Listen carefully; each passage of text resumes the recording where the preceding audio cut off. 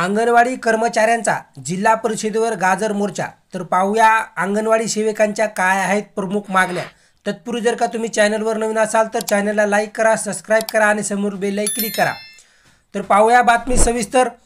राज्य शासनाने आश्वासनाची पूर्तता न केल्यामुळे अंगणवाडी कर्मचाऱ्यांचे असहकार आंदोलन सुरू असून प्रलंबित मागण्याकडे लक्ष वेधण्यासाठी राज्य अंगणवाडी कर्मचारी संघाच्या नाशिक शाखेतर्फे शुक्रवारी दिनांक 26 जुलै रोजी जिल्हा परिषदेवर गाजर मोर्चा काढण्यात आला। यावेळेत संघटनेचे जिल्हा परिषदेचे महिला व बालकल्याण विभागाचे जिल्हा बालविकास अधिकारी प्रताप पाटील यांना निवेदन देण्यात आले।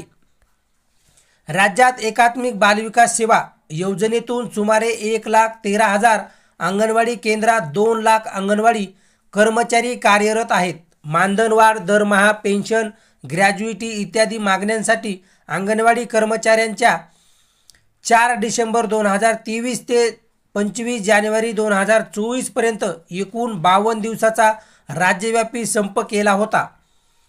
संपाची तडजोड करताना महिला व बालविकास विभागाच्या मंत्री यांनी आशा कर्मचारी यांचे मानधन वाढ झाल्यानंतर लगेच अंगणवाडी कर्मचाऱ्यांचा मानधन वाढ देण्याचा प्रस्ताव मंत्रिमंडळात मांडण्यात येईल असे लेखी आश्वासन संघटनेला दिले होते, परंतु महिला व बालविकास विभागाच्या खात्याने त्या आश्वासनाची पूर्तता केलेली नाही। त्यामुळे अंगणवाडी कर्मचाऱ्यांच्या मनात प्रचंड असंतोष खतखत आहे।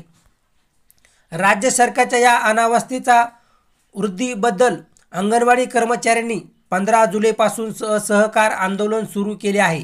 या आंदोलनात अंगणवाडी सेविका अंगणवाडी केंद्राचे दैनंदिन कामाचे मासिक अहवाल देणार नाही, मासिक सभे व शासकीय बैठकांमध्ये बहिष्कार टाकलेला आहे।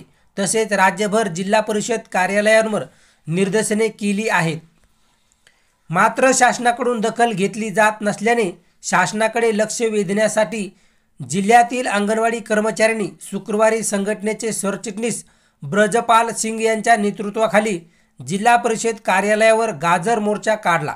यावेळी आंदोलनकर्त्यांनी जोरदार घोषणाबाजी केली।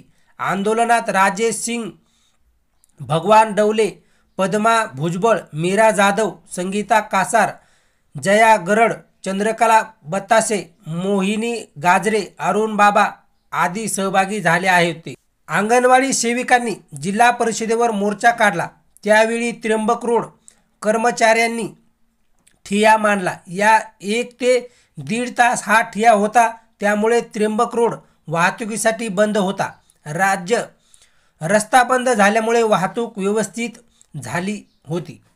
अंगणवाडी सेविका जिल्हा परिषदेवर मोर्चा काढला त्यावेळी त्र्यंबक रोडवर कर्मचाऱ्यांनी ठिय्या मांडला। 1 ते 1.5 तास हा ठिय्या होता, त्यामुळे त्र्यंबक रोड वाहतुकीसाठी बंद होता। रस्ता बंद झाल्यामुळे वाहतूक व्यवस्था विस्कळीत झाली होती।